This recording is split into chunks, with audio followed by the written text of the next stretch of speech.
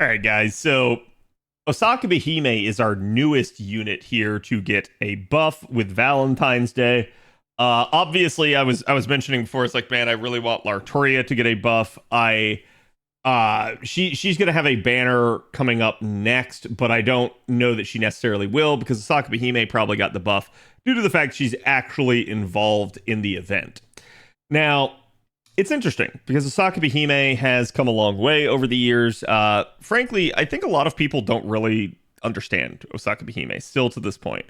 To me, Osakabehime is a very like mixed bag sort of unit, and I don't blame anyone for not really understanding her too well because I honestly think the devs don't understand her too well. I think the devs themselves don't have a clear vision for Osakabehime.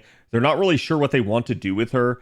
And this relegates her more towards a like challenge orientation, maybe even a solo artist, because that's where Osakabehime actually performs best because it deals with a lot of her actual deficiencies.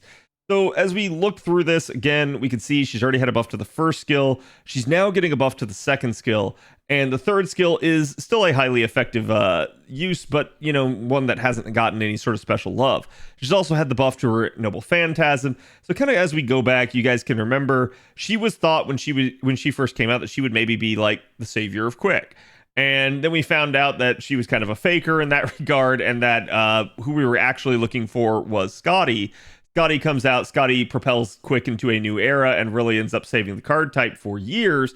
And it wasn't until, again, like Castoria shows up that Quick really took kind of a hit in terms of its efficiency comparison. So that's kind of a little bit of a history of the meta. But Osakabehime came out first even before Scotty and was expected to kind of do some heavy lifting, but didn't really do it. You can see she does actually buff the party's quick performance for 3 turns. This is definitely a nice thing. But unfortunately, so much of her utility is locked into her Noble Phantasm, and Osakabehime doesn't really have a good way to get back to it. This is something we're going to kind of revisit here in a second. But as you guys can see, she did get the upgrade that added, ironically enough, Buster support to this, which even back then and still to this day strikes me as somewhat odd. This was sort of a weird thing that they decided to do. They increased the amount of healing that she was going to do with the NP, and to me, the reason I say this is because it's almost like they felt like she couldn't do a good job alone as a quick buffer, as a like quick support. And so they tried to branch her into like Buster as well and maybe cover a little bit more of a quick unit's deck by, again, kind of buffing the Buster cards on top of the quick cards. To me, though, it's really kind of neither here nor there, and it really ends up in a weird spot. So as you look to her, like I said, I think a lot of people just kind of use her in a solo environment and challenge environment because of these two effects right here on the third skill. She has 40% defense down for 1 turn, allowing someone to hit really hard. She also has the ability to buff strip an enemy. So this could be really, really sort of invaluable in a tough scenario where the enemy has something really, really annoying that they have buffed to themselves, and then she can remove it and then kind of eliminate the threat.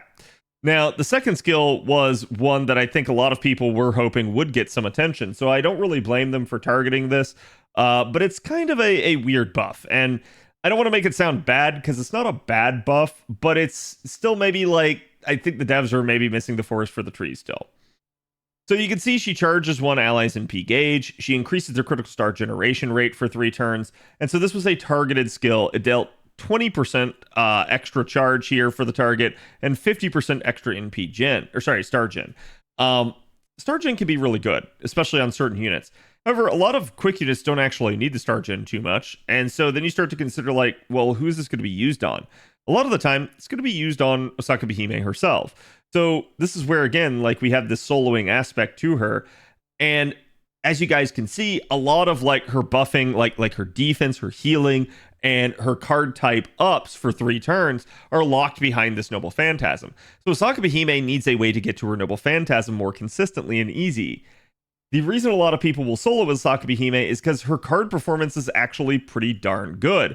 As you can see, she has pretty good hit counts on the quick cards, and still at least 2 hit arts cards. Not the best, but it's certainly not the worst either. And all of this on a 0.83 NP gain rate. So if she's generating stars, she's charging herself in conjunction with using her own cards in a solo environment where she's going to get her full deck, be mighty chaining every single turn. this actually works out really well for her.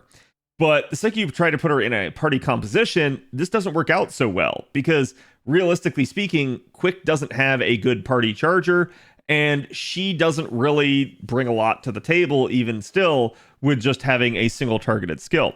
So they upgrade this skill and they now make it completely party wide.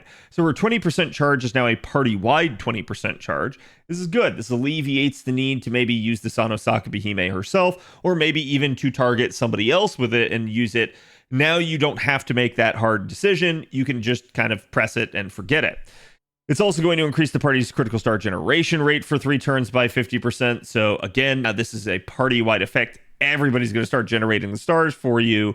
And then it's also going to overcharge the party's NP by 2 stages, 1 time over 3 turns.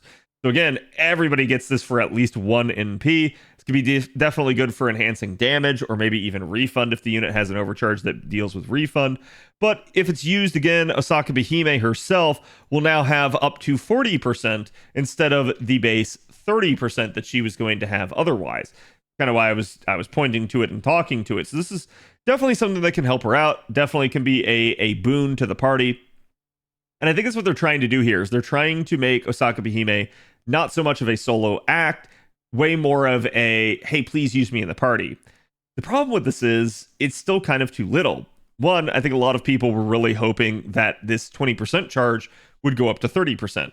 Again, 30% is definitely a much nicer, higher number, obviously, but it also is something that has a tendency to work pretty well in the quick compositions, as a lot of quick units have a tendency to refund all the way back to 50%, or just to like 20%, 25%, something like that. So having a 30% charge can help kind of break that up and give you a little bit of an extra charge boost there without necessarily having to use yet another 50% charge skill from one of the meta supports. So people were maybe hoping, hey, maybe this would turn her into a 30%, a third charger that could do like 30%. But realistically speaking, she's not going to beat Nero Bride for something like that. So I don't think that's really a good solution even of itself. Now, maybe if she had done 30% party wide, that might be a lot better. The issue, though, again, as we've denoted, is so much of her ability to buff is locked behind the Noble Phantasm that Osakabehime actually needs a way to get consistently to her Noble Phantasm in a party environment. And realistically speaking, with Quick, she doesn't have that right now. So to me, that's something I think I would have liked to have seen. I would have liked to have seen maybe an additional effect here of like charge per turn or something like that. They don't necessarily have to give her a self-charge, but I think that certainly would have been a decent thing. Maybe for like a challenge environment that might be broken, but this is kind of a problem of the dev zone making. They've made a unit that is simultaneously really good for single like solo performance challenges and not so great in a party environment without some extreme amount of help. So to me, this is something they've really got to try and address. This is a okay buff. Again, it does improve her performance in a party environment, but I'm still not going to really take her all that often. It's really going to rely on, I don't know, maybe some sort of scenario where like the support casters are not a good option. But even nowadays, we still have things like, again, like Ruler Scotty and other supports that are now in the extra class. So they're not as easily exploited as maybe just your typical meta support caster would be. So I don't know. I'm not really sure in that regard about like what it is that the devs should do. I just know that Osakabehime needs a better way in a party environment to get to that Noble Phantasm so that she can help heal and protect the party and buff the party a little bit more.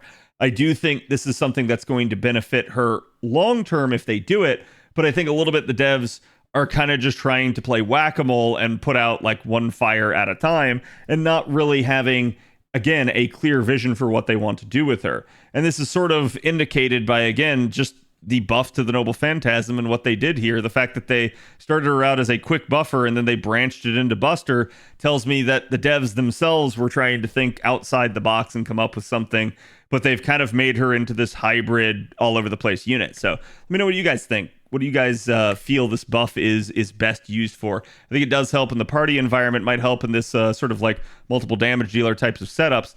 And maybe that's what they're intending is some sort of knockdown, drag out composition rather than some sort of like three turn or like really efficient charging solution. Maybe they want this for a little bit more of carding and again, buff removal and like really just kind of debilitating a enemy over time. But I don't know. I think it's an interesting buff. I think it has the potential to be strong, but I think she probably could still use yet another buff, unfortunately. So let me know what you guys think. I'll be curious to hear you guys' thoughts, and I'll see you guys for the next one. Later.